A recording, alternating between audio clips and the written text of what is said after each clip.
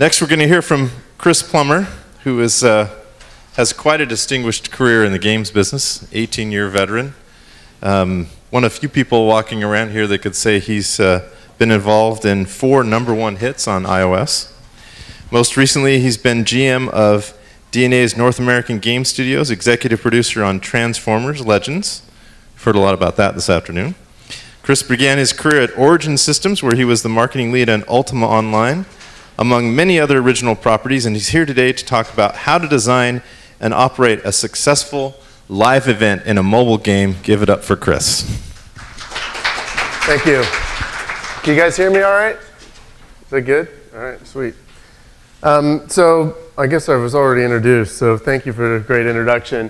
I've been fortunate enough to explore a lot of different avenues of game development. A lot of time in the console and PC business. I worked on as a senior director of marketing at EA. Before I got into game design, which I really wanted to do, I was a creative director and then executive producer of Electronic Arts.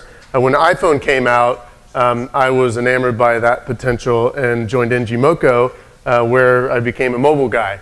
And I've been doing mobile games ever since.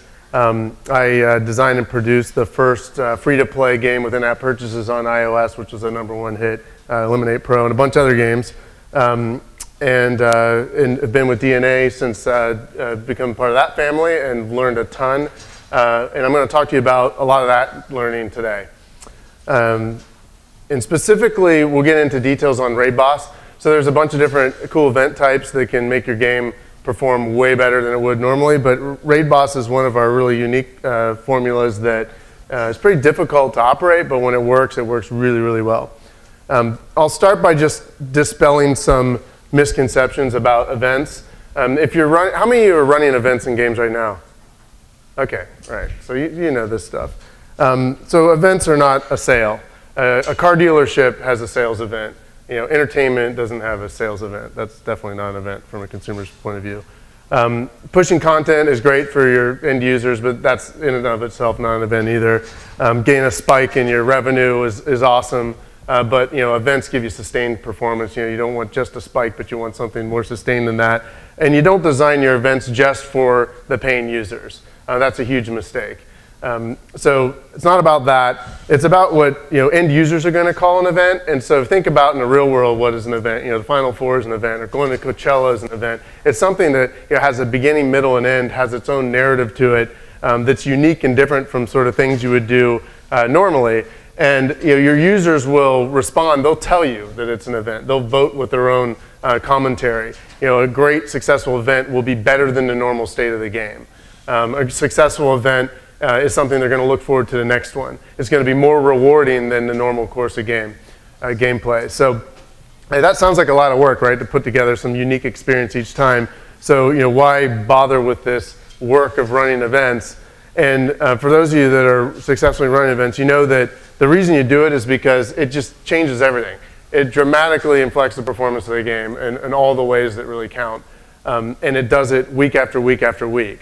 So if you can get in that mode, your game is going to be much, much more successful. So I'll give you some actual data here that has never been disclosed until Casual Connect. You heard about Transformers Legends already. So this is actual engagement numbers for Transformers Legends. So those little spikes in the down direction for total minutes played, that's a day of not running an event. So normal course of game, you can see what total engagement is in that blue line, how many minutes per day people are playing. When we run an event and we run them week to week to week, it doubles, triples engagement. I mean, usually you can't just like tune a knob and make that kind of thing happen. But if you're running an event successfully, you can double, triple your engagement day after day after day, week after week after week. And you know that that means retention. It means your customers are enjoying the game. They're not going to spend that much time if they're not having a good time. But that's great. We want to make our customers happy. That's what what we're in this business for. But it's also nice to make the company happy. And actual average revenue per daily active user in Transformers Legends in 1 month, and you can see the big spikes there are day one of an event, and the little spikes at the bottom there are the days we're not running an event. So clearly here, when you're running an event, you're going to 4x to 6x your daily revenue. And on that peak day, you're going to 10x it or better. So that's why you want to run events, is for that kind of performance. So there's different types of event frameworks. Blood Brothers is one of our games that has a lot of different event frameworks in it. It's good to have different types of events because users can get bored of a single type of event. That performance I showed you on Transformers Legends is a one type of event that's run over and over and over with different episodes, different content. But you can do different types of events. Player versus player, progression-based events. I'm going to talk about Raid Boss. And before that, though, you need that event harness. So your life will be a lot easier if you can architect on top of your game the things that will allow you to operate an event without breaking your normal game. So some of the ingredients there, there's obvious and maybe less obvious things. The ability to turn it on and off, the ability to change the rules of the game during the event. If you're just doing the same thing during an event that you do in a non-event, it's not really going to feel like an event. Is there a new mode? Is there a new special thing that you can do that makes the game more exciting? You'll definitely need a unique scoring system in your event because otherwise you're going to tune the entire game for the event. And what you want to do is you want to tune and operate your event. Optimize the performance of the event without breaking the game. And so you might need special currencies as well, but definitely independent scoring for the events. And that goes along with that is, of course, a reward system. So if the event isn't more rewarding than normal play, then people aren't going to be compelled to compete and play in the events the way you want to get the kind of performance you saw in Transformers. Tools, obviously, you can't do an update and run events back to back to back like that. You have to be able to pump the content into the game without sending an update to Apple. You need to have an easy way to do that, and that's a key part of your event harness. If there's not a UI to explain how the event works, the rules, the prizes, that sort of thing, you're going to have engagement problems or people not participating. So that's another critical ingredient to your event harness. Anything you add to your game, you want to wire it up with the key performance indicators. So the things on the left column there are all things you would wire up for analytics. And then the special note here on the event-specific affinity, because this is how you can make the event super crazy successful on day one, that big 10x kind of number, and not break your game later. So I'll talk about that in more detail. So that's your framework, and now the designers and the team need to pump this full of an episode of activity week after week after week. So what are they going to be doing? Start with the clear premise. I mean, it is episodic content. It's not necessarily requires one episode to play the next. It really shouldn't. But you're basically creating an episode that needs a premise. It needs a high concept, something your players can tell their friends, like, hey, were you there when we blew up the Death Star? Were you there when this happened? What's the high concept of the event? The content needs to be exclusive. I mean, if it's a game about exploring environments, it should be in a different environment. If it's about, killing stuff, then have new stuff to kill that isn't the same stuff you normally have in the event. If it's just the same content, it's not going to feel special. Just like events in the real world, the Final Four feels like a different experience than going to see a normal basketball game. The Olympics feel like a different experience than going to a normal sporting event. The content's different. Clearly, you need a progression, and if you don't have the progression, then it's not going to last more than a day, right? So what are people going to do day after day after day? What are they trying to shoot for? What are they trying to strive for whatever the duration of the event is? But a week is a really good kind of time frame to think about. And then based on these features, what are you actually trying to hit? Because day to day you're going to be tuning the event, whether it's running on a weekend or weekday or whatever. Every day you got to look at that data. And if you don't have targets on where players should be or what they should be doing, you don't really know what you're tuning against. So design it. That's the designer's job. Like, what will be fun? What would actually be exciting for players? And then where should they be on day 3, 4, 5? Understand those targets and tune for them. Rewards are such an important thing here because you can't just have one type of reward system to get the performance you see out of a Raid Boss event. So you'll need something for everyone because it's really important. Like I said, it's not about designing an event for a whale. It's about getting everyone engaged. If it's, if this is the Ferrari club, then only people with Ferraris are going to show up. But if it's like anyone with a car, now all of a sudden, everyone, a lot of people have cars, they can all participate, right? So think about a structure that's very generous, but not overkill throughout the entire experience, and then a separate reward structure for your really elite players. And again, using the Olympics analogy, I don't think I'm ever going to get a gold medal, but maybe I'm pretty good at this or that sport. I might actually go through some more local competitions. I might do some things in my community because maybe I'm that good. And you know that someone's going to get a gold medal. You know it's possible. And if you're winning and you know that someone else is going to win that big prize, it gets everybody more motivated. And then, of course, the designer needs to make sure players know how to play it, have the narrative, all that kind of content, how the rewards work. That all has to be explained. So we talked about sort of the event harness and sort of the content, the packages the designers need to make. So this is sort of a way to visualize it. At the top you've got your content packages, your themes, it's your content, your story, the different things that will make an individual event. You pump it into your event framework that lets you turn it on and off, that lets you measure it, that sort of thing. You decide which rules, that's kind of the event type. Is this a progression-based thing, or is this a raid boss, or what type of event is it? And you tune it every day. You need a system like that in order to hit it day after day after day and get that kind of week-to-week performance that events are capable of doing. So now let's talk about raid boss. So again, this is one of our more successful frameworks we use at DeNA. Other companies use raid boss format as well. I'm going to talk about how we do it. So the raid boss cycle kind of looks like this. It's not a really unusual game cycle. It's about you do stuff to encounter challenges, you overcome those challenges, you earn stuff, it makes you more powerful, you keep going, right? The light boxes there are really just things that are outcomes in the game. The darker boxes are things that players do. So we'll start at the top and work our way around to the right. So normal gameplay is going to spend your game energy in a lot of social games. Now you might have another way of regulating play. It might be health potions or whatever, but there's something you're doing that's consuming something that regulates your normal course of play, and that's what kicks off raid boss in our games. So you're exploring or something. And then you're going to encounter the boss. You're looking for the harder and harder bosses because they're worth more. And once you get there, you're going to attack them with battle energy. Battle energy is a unique energy that's only in the event. It's not the kind of energy where it gets better and bigger and bigger tank as you go. There's no progression there. You get 3 battle energy, everyone's on an even keel there, and you can spend 1, 2, or 3 to attack that boss. If you spend 1, you do your normal damage. You spend more, you do even more damage. So you use that currency to power up your attack. There's also a timer that kicks off. So as soon as you engage the raid boss, there's the timer. And if you can't defeat the raid boss, you can re-engage. As long as you have more battle energy, you can use consumables there if you want. Or what really makes it a raid is you call for help. And it's really important that that happens, or else you don't have a raid. If you don't have a raid, you'll never get to the really big bosses and be successful there. So a raid is a bunch of people who play like WoW or whatever, that a raid is a bunch of people all working together to take something out.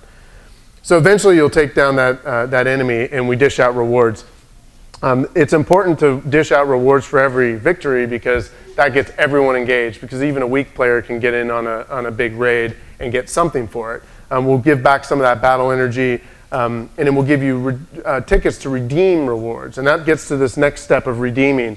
So the player's going to go to the store to redeem their prizes. And that gets them exposed to the store where they can see those gameplay items that have event affinity. And that's where you're really going to monetize the most around, is actually those items. So you need to get people going to the store as a habit and giving them cool rewards worth going there for. And then they're going to see the stuff you really monetize around. And then once you equip those items, you're more powerful. You can keep going around this cycle and encounter bigger and bigger raid bosses. They're more powerful. You'll need to spend more battle energy potentially, or get bigger raids together in order to be successful. So we monetize around those gameplay items. That's the big spike. And I'll talk about this over and over. The big spike is from that. The battle energy is another thing you can monetize around later in the event. Not nearly as big as giving away items. I mean, in general, consumables are never as valuable. So if you want to get big ARPed out performance, you need something permanent you can give to people they really care about, that they would spend a lot of money for. And a consumable generally isn't going to do that. And then game energy is another one. Your social games tend to have some form of regulating thing like energy. That will kick in later in the event when people want to encounter more bosses. So I'll use an analogy here of the Imperial Walker, because it is a classic raid boss that a lot of us are familiar with. It took a ton of people to take one of those things down. Really difficult, right? So what do you need in your raid boss? What are those features? Some of these we talked about, but the designer needs to think about the premise of their high concept is going to be an invasion, right? Big, powerful monsters. Maybe it's a hunt, but usually it's an invasion premise. Each raid boss is a unique instance, so this is super important. So if I discover a raid boss and I give it a whack and do 10% damage to it and then call for help, the other people piling in are going to see that same health state, and we're going to collectively start chipping away at it. That's what makes it a cooperative experience. So unique instances for each boss are critical. Energy I already talked about, so you kind of understand how that works. Calling for help is actually a pretty complicated system sometimes. The logic there on who you're going to ask, how many people should you ask, is important, and it depends on the kind of game you have. So if your game has clans, maybe it's going to call for help in your clan. If you don't, then it's probably going to call for help from other people who are playing and engaged at the current time. But you really need to tune that so that people get responses on those and you can build up your raid. And then, I'll talk about rewards over and over again, but when the boss goes down, give out rewards to everybody depending on what they did. Give something away to the guy who discovered the raid boss. Give something away to the person who got the kill shot. Give away something for a group bonus if a lot of people got involved. Give away something to the guy who gave the most damage. All these things will motivate people to play at their own rate, and everyone gets something out of it. Now we regulate all this and put pressure on it with the limited lifespan. So the raid boss is going to take off eventually. So it might be a half hour, it might be 20 minutes, it depends. If there isn't that pressure, then people might not want to engage. So every raid boss has a lifetime to it, and there's a progression. The bosses are getting harder and harder, and the harder they get, the more lucrative the reward. But also, the more challenging they are to find. So you need to play more and more and more to find these more difficult bosses. The event points, which you're earning all the way through, this is this kind of separate scoring system. As you go, you're earning event points. We're giving out additional rewards just for that. So if I get to 1,000 event points, I'm going to get a new reward. I get to 10,000 event points, I get another reward. And you want those at big beats along the way to be non-consumable, like really interesting rewards. And you can give away consumables and other things along the progression of event point accumulation, but you want some major beats along that path. And then the leaderboards are actually the most important one. Again, this is the gold medal in the Olympics. Very few people are going to get it, and it will make your designers freak out that they're going to break the game if they put this reward in, but you do it because so few people are going to get that reward, and it has to be crazy, awesome, compelling. Like, what is the most awesome thing you could possibly give people? And that's what should be given to the top leaderboard. And then the event affinity item is sort of the last critical factor. You won't get that spike if you don't have the paid advantage. And it's really critical on this paid advantage to only work during the event. So in the walker example, I hope you guys all get the walker analogy, or I'm too old. But the snow speeders had a tow cable, and the tow cable kicked ass against walkers. It had affinity against walkers. But against other stuff, that tow cable probably doesn't do anything. So if you're doing the walker event, put speeders in with tow cables, pay money for that. That gets you kicking ass against walkers, but guess what? In the next event against something else, it's just a really cool item. It's still useful. It didn't break your game. So that's why it's critical. The KPIs for raid boss are pretty obvious. Any feature, you're going to want to measure it, and you want to know, is it performing the way you thought? So participation rate is a big one. I mean, everyone should be participating. If they're in the tutorial, they're not participating, but pretty much everyone else should be participating. A key thing to look at is before you kick off the raid boss event, look at your entire audience and see how many sessions are they playing, how many battles are they fighting already, or whatever activity is in your game, and divide them up and say, like, okay, there's these light people that get into 5 battles a day, and there's these normal people getting about 20, and then these really hardcore guys are playing like 70 battles a day. So those are your cohorts, or whatever it is for your game. But decide what they are. And the more you can chop it up, the better. The more accurate you can be. But at least think of your heavy users, your light users, and your medium users, and decide where they should be every day. How many event points should they be accumulating? You can model that out pretty easily. And then think about where you want them to land at the end. Obviously, your revenue, and you're going to be tracking that. The event energy used, and the balance of that in the economy is really important. How difficult the bosses are really going to be a big factor in how fun it is. So, if they're too tough, it's not going to be fun. It's going to affect everything, actually. The request rate for help, a lot of things get affected by the win-loss rate. And then the help request rate is, in itself, one of the most important aspects. Your event is not going to spread virally within your game if you don't have a lot of help requests happening. So the example I talked about engagement, let's look at a specific example here. So let's say this is day 3 of the event, and the orange group is the volume of players, the entire volume of users that we call the highly engaged users. And they're at about 1/3 of the way into the event, if the event progression in terms of event points is on the horizontal axis, and volume of users is in the vertical axis. So they're about 1/3 of the way through, and then the lighter engaged and the really light engaged aren't as far, right? That makes sense. Well, okay, what's the point of tracking it? Well, the point of tracking it is you should have targets so that at the end of the event, it looks something like this. So you want your heavily engaged people to finish it. Don't make it if no one can finish it. You want people to finish it. And those light users that no one cares about, that talks about whales all the time, huge mistake. Most of your users are these light users. They should get far in the event. Figure out how to tune your event so they can get through it. Make the first few bosses easier, whatever you need to do. But then you put these event point reward thresholds in such a way that even the light people get something really cool out of the event. We're in this business to entertain people. So make sure they got something or they're not going to play the next event. And likewise, the really heavily engaged people are going to get multiple cool things, cooler and cooler rewards along the way. So the big one, and I talk about this over and over, but it's all about the rewards. So, and the volume, so check this out. On the left, you've got a screen, you probably can't see it, it's so dark. But in Hellfire, you're seeing at the end of a raid boss kill, here's how points and rewards are getting dished out to everyone who was involved. And in this particular case, I won a lot of the rewards, but I didn't get the group bonus. In the middle, you can see the redemption screen in Hellfire. So I might have gotten a gold token, which is really hard to get. And now I'm going to go to the store and redeem that gold token for a really cool game item. And when I'm in there, I'm going to see, oh wow, there's the affinity thing. There's the speeder that's good against the walker. I'm going to get that too. And then on the right, this is an event that's going on right now in Transformers Legends. And that Rarity 5 card in that game is like insane. Like that character is so powerful. But guess what? Only the top 100 people on the leaderboard are going to get it. It's the only way you can get a Rarity 5 card in a game is to get top leaderboard position. But that's what we put in the game. It's crazy powerful, and you'll be super happy if you get that. Oh, by the way, we also give 12 other powerful cards. That's what the rest of the list is, and a bunch of other stuff. So if you're at the top of the leaderboards, you're going to get amazing stuff. And if you didn't, you're going to get there's rewards all the way down. You're going to get something that was worth your effort. As far as tuning these things, again, just keep these things in mind. If your participation is low, again, rewards first. Are the rewards worth it? If there's not anything people would ever spend real money on in the game, then there's nothing they're ever going to fight for either. So you might need to get those things into your game. The UI might be a reason. The screen on the far right is Transformers Legends, and it's very easy to get into an event in that game. So participation rate is key.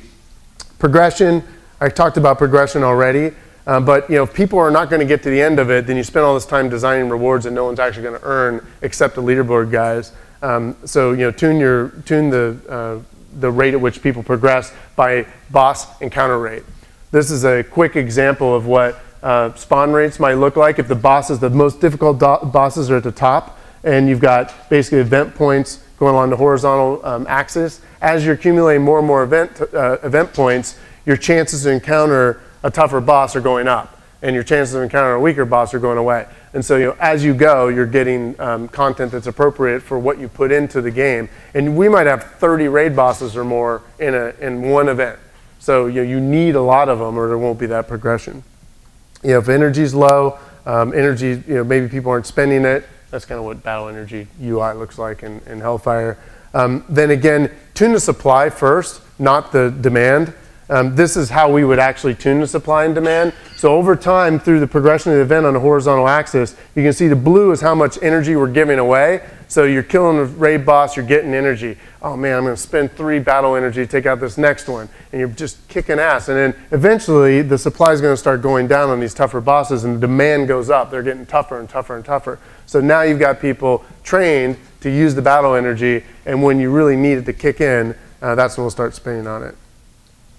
Help requests. If it's not happening, you know, again, boss difficulty is a big factor here. If it's too hard, people thinking no one's going to defeat it. If it's too easy, you're going to say, I'm just going to take this out on my own.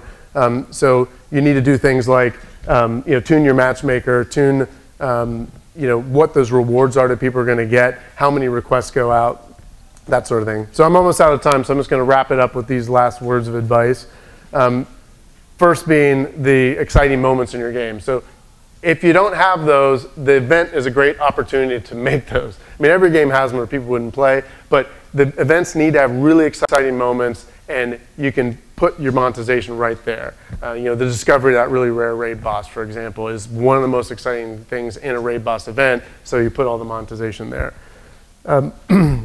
Be really careful about messing with the difficulty of the bosses, because once the event is live, if you tweak the boss difficulty, it pretty much affects every system. So you want to touch other things first.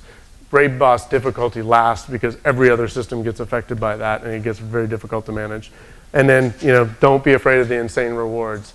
At the end of the day, that's what inspires the whole user base, is the fact that like someone's going to get that rarity 5 card, someone's going to get that really awesome thing, and I'm winning. I know I'm winning. I'm getting stuff all the time, so I know it's possible. I'm already winning, and that guy, someone's going to get that thing. So, you know, have those great rewards, and if you do that, you know, you're going to get, you know, make it happen. You know, have a successful event. So that's what I got to talk about. Thanks for listening. All right.